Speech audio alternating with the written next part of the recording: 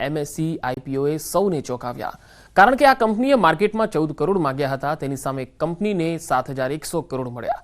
તેમનો 737 ગણો IPO ભરાયો છે। જેટકો કંપનીના નિવૃત્ત અધિકારીએ 2008માં નિવૃત્ત થયા બાદ 2013માં કંપની શરૂ કરી હતી।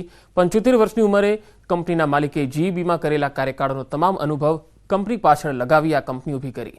પાલનપુરની Chamunda electric private limited company દ્વારા રિટેલ રોકાણકારોને ઓછામાં ઓછા 1.41 લાખના મૂલ્યના 3000 શેરના લોટ સાઇઝમાં રોકાણ કરવા IPO બહાર પાડવામાં આવ્યો હતો। જો કે કંપની પર લોકોએ ભરોસો કરી 7,100 કરોડ રૂપિયા આપી દીધા, જે લોકોનો આ કંપની પ્રત્યે વિશ્વાસ દર્શાવે છે।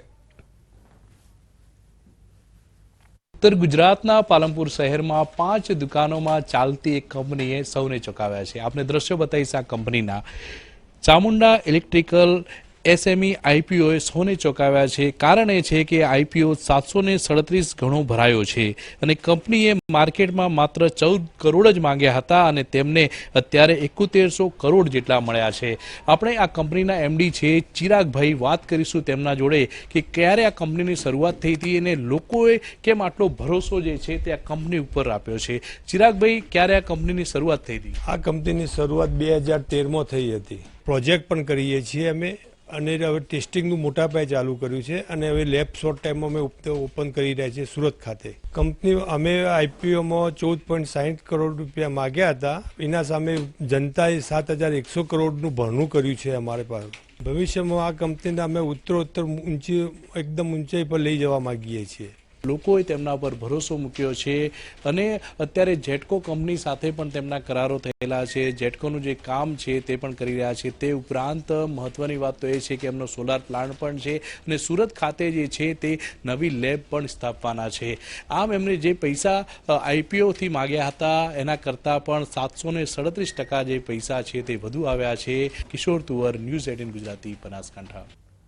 દરેક બાળકમાં કંઈક ને કંઈક સુષુપ્ત શક્તિઓ હોય છે અને કલા કૌશલ્ય પણ છુપાયેલા હોય છે।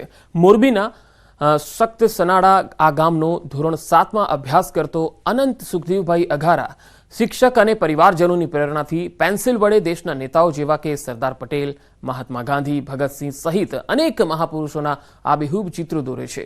સાથે જ દેશના વડાપ્રધાન નરેન્દ્ર મોદી અને આ બાળક કોઈપણ વ્યક્તિને આબેહૂબ કેનવાસ પર કંડારી શકે છે।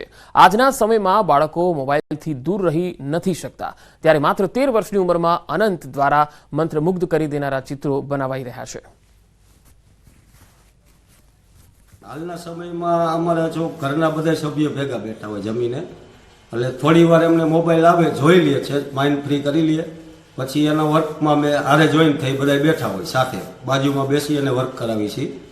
તોય એને આગળ જતા માઇન્ડ ફ્રી કરવું હોય તો ઢોલ છે, એને સંગીત પોતાને આવડે તો એ દોકડ વગાડી લે કે મારે ડ્રોઈંગ નથી કરવું, આ વસ્તુ નથી કરવી તો એ દોકડ વગાડતો હોય, માઇન્ડ ફ્રી કરી લે। બાકી અમે મોબાઈલ તો બને ત્યાં સુધી અમને આપતા જ નથી। મારો ભાઈ મારા મોટી દીદીના લીધે જ આટલો બહાર નીકળ્યો છે આર્ટિસ્ટના લેવલમાં, અને એને બધાનો સપોર્ટ પણ ઘણો મળ્યો છે।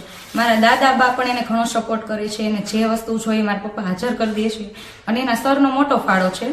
એના સ્કૂલના સરે પણ એને બહાર કાઢવામાં ઘણો સહયોગ દીધો છે। અમે પેરેન્ટ્સને સજેસ્ટ કરીએ છીએ કે અત્યારે લોકો વધારે યુઝ કરે છે સોશિયલ મીડિયાને, તો એ ઓછું થાય એના માટે અમે પ્રોત્સાહન કરીએ છીએ કે આર્ટમાં વધારે ઇન્ટરેસ્ટ, જેને જે ઇન્ટરેસ્ટ હોય એ આર્ટ જોઈન કરી શકે છે, જેથી એની એક્ટિવિટી ડેઈલી ઇમ્પ્રૂવ રહે અને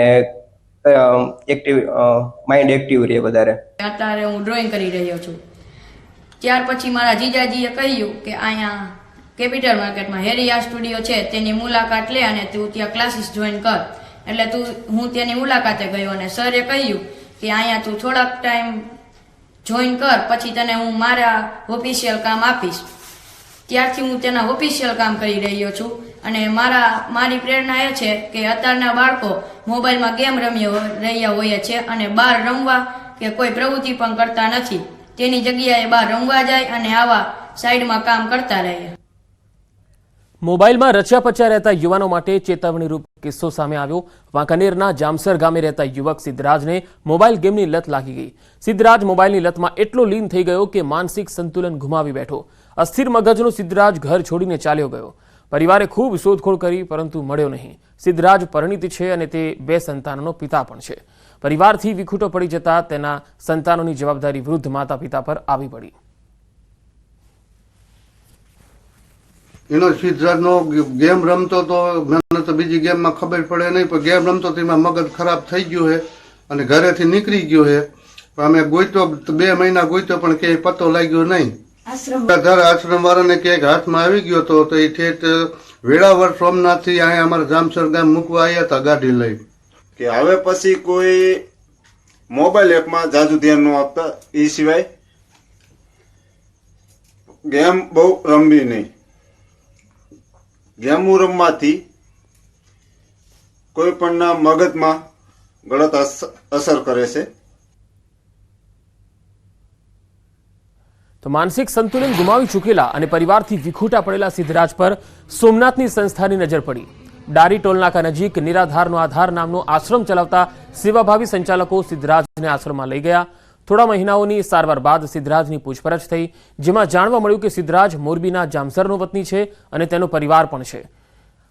માહિતીના આધારે આશ્રમ સંચાલકોએ સિદ્ધરાજનું પરિવાર સાથે મિલન કરાવ્યું. આ સમયે ખૂબ ભાવુક અને લાગણીસભર દ્રશ્યો સર્જાયા હતા.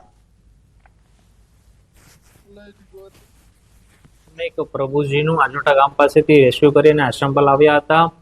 પ્રભુજીની સારવાર અને સાર સંભાળ બાદ ગઈકાલે તેમને તેમના પરિવારનો સંપર્ક કરવામાં સફળતા મળી હતી અને તેમને તેમના પરિવાર સુધી પહોંચાડવામાં આવ્યા હતા. તેમના પરિવારમાં તેમના માતા પિતા અને તેમના 2 બાળકો ની ખુશીનો કોઈ પાર ન હતો અને તેમણે નિરાધારનો આધાર આશ્રમ પરિવારને ખૂબ સારા આશીર્વાદ આપ્યા હતા.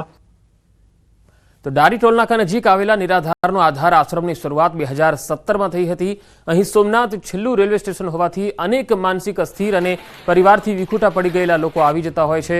આશ્રમ સંચાલકો આવા લોકોને આશ્રમમાં લઈ આવી સારવાર કરી તેમનું પરિવાર સાથે પુનઃ મિલન કરાવતા હોય છે. અત્યાર સુધીમાં 80 લોકોનું પરિવાર સાથે પુનઃ મિલન કરાવ્યું છે. હાલ મોરબીનો કિસ્સો જોતા આશ્રમ સંચાલકોએ યુવાનોએ મોબાઈલનું વળગણ છોડવા અપીલ કરી હતી. શરૂઆત કરી હતી. સોમનાથ એક એવું પ્લેટફોર્મ છે જે આપણા ગુજરાતનું લાસ્ટ સ્ટોપ કહેવામાં આવે છે. એટલે વધારે 80% પ્રભુજી આઉટ સ્ટેટના આપણા જિલ્લામાં આવી જતા હોય છે ટ્રેનમાં બેસીને. અત્યાર સુધીમાં આશ્રમ